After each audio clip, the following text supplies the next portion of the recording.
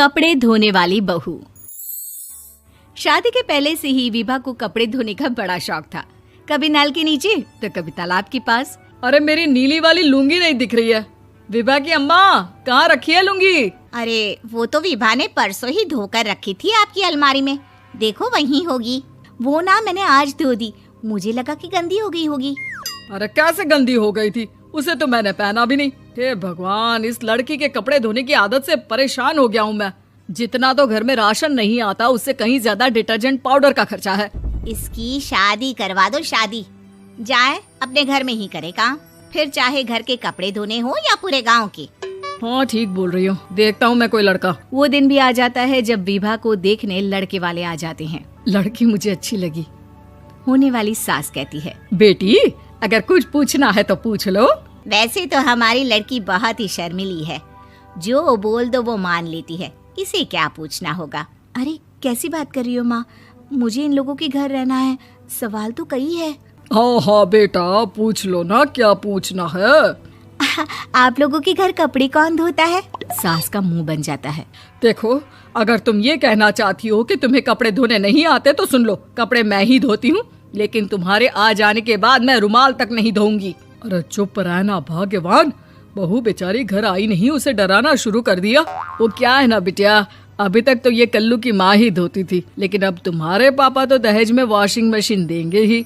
तभी विभा की माँ बोल पड़ती है, सवाल भी पूछा तो क्या। वैसे भाई साहब, मशीन की तो फिर भी कपड़े धोने की कैपेसिटी होती है। मतलब जो बिटिया दे रहे हैं ना विभा, इसे कपड़े धोने का बहुत शौक है। ये आप लोगों के क्या, आस पड़ोस गांव मोहल्ले सबके कपड़े धो दे और उफ तक ना करे। बाहर देखा नहीं आपने कितने कपड़े सूख रहे हैं? सब हमारी बिटिया ने ही तो धोए हैं। बस भी करो ना माँ, शर्म आ रही इतनी तारीफ सुनकर। और तो और एक दाग निकाल कर दिखाओ तो मान जाऊँ। हाँ अच्छा, माफ करना बेटा, मैंने गलत समझा।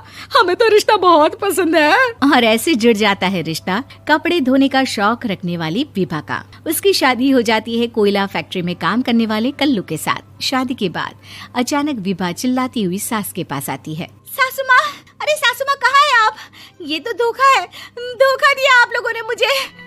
इसे ससुर के चक्कर के बारे में पता चल गया। अरे तो उसमें तुझे क्यों धोखा मिला है? अरे नल में पानी नहीं आता, कपड़े कैसे कब धुलेंगे? अच्छा, तू पानी नहीं आ रहा उसकी बात कर रही है। तो आपने क्या सोचा? कुछ नहीं। अच्छा, तेरी माँ ने कहा था कि कपड़े धोने का शौक है तुझे, याद आया मुझे। शौक बोलकर कपड़े धोने वाले मेरे जुनून को कम ना आके सासू माँ, कपड़ा धोना मेरा गुरूर है। तभी पति भी वहाँ आ जाता है। अभी मैंने इसे सनी देओल की फिल्म दिखाई है, उसी के डायलॉग मार रही है माँ। अच्छा सुन, साफ साफ बता रही हूँ, पानी सुबह 4 से 6 और शाम को 10 से 12 आता है, समझी? विभा टाइमिंग सुनकर हैरान हो जाती है। ये क्या भूतों का मोहल्ला है? सुबह 4 बजे उठकर कौन कपड़े धोता है? 4 बजे टंकी में पानी जाता है, फिर सारा दिन धोना ना, किसने मना किया? अरे कैसी बात कर रही हैं? 200 लीटर की टंकी में कितने कपड़े धो लूंगी मैं? सुबह ही उठ जाऊंगी मैं। अब क्या था, विभा सुबह 4 से लेकर रात के 12 बजे तक कपड़े ही धोती रहती। एक रोज सास पड़ोस से निकलकर कहीं जा रही होती है कि साथ वाली कहती है, हाँ कल्लू की माँ, जरा ये बताओ कि 2 साड़ी है, 2 ब्लाउज और एक पेटीकोट और एक नाड़े वाला लंबा कच्छा। हाँ तो? अरे तो क्या, कितना लोगी धुलाई ये बताओ। धोबन दिख रहे हैं हम क्या? हमारे पति सरकारी नौकरी से अभी रिटायर हुए हैं और बेटा सुपरवाइजर है कोयला फैक्ट्री में। धोबन समझ रखा है हमें? हाय रे कल्लू की अम्मा, माफ कर दो, वो तो मोहल्ले में यही सब बता रहे थे कि तुमने बहू को कपड़ा धुलवाने के काम में लगा दिया है। सास को पड़ोसन की बात सुनकर गुस्सा आ जाता है। वो घर पहुंचती है जहां घर के बाहर ही इतने सारे कपड़े सूख रहे होते हैं जितने कि किसी धोबन के घर पर। अरे ओ कल्लू की दुल्हन, बाहर निकल। माँ जी यहीं आ जाओ, बाथरूम में चादर धो रहे हैं हम। अरे अभी हम धोते हैं, तुमको बाहर निकलो। ये आस पड़ोस वाले बोल रहे हैं कि हम बहू से कपड़े धुलवा कर उसे कपड़ा धोने वाली बना दिए हैं।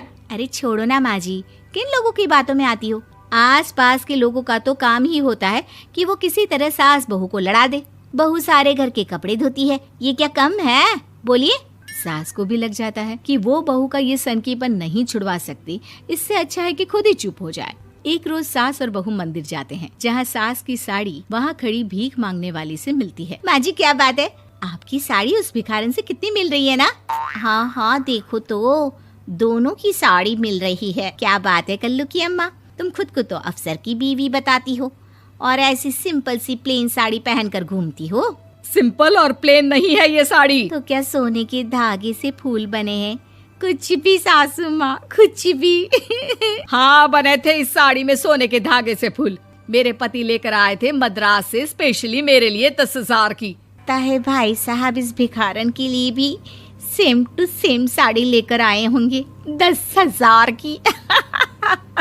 सास उस वक्त तो कुछ नहीं कहती, लेकिन बहू के साथ घर आती है और अलमारी से एल्बम निकाल कर लाती है। ये साड़ी देख रही है, ये वही साड़ी है जिसे मैंने अभी पहना था। इस साड़ी में ये जो चमकदार फूल दिख रहे हैं ना, ये सोने के धागों से काढ़े गए हैं। लेकिन तू लोकल वॉशिंग मशीन ब्रश से घिस घिस कर सारे फूलों को निकाल कर साड़ी प्लेन कर दी। मुझे माफ कर दीजिए सासू माँ। और तो और, जब मैंने तुझे तेरी गलती के लिए कुछ नहीं कहा, लेकिन तूने तो सबके सामने मेरा मजाक ही बना दिया। क्यों? बहू को समझ में आ जाता है कि अब से उसका कपड़े धोना बंद।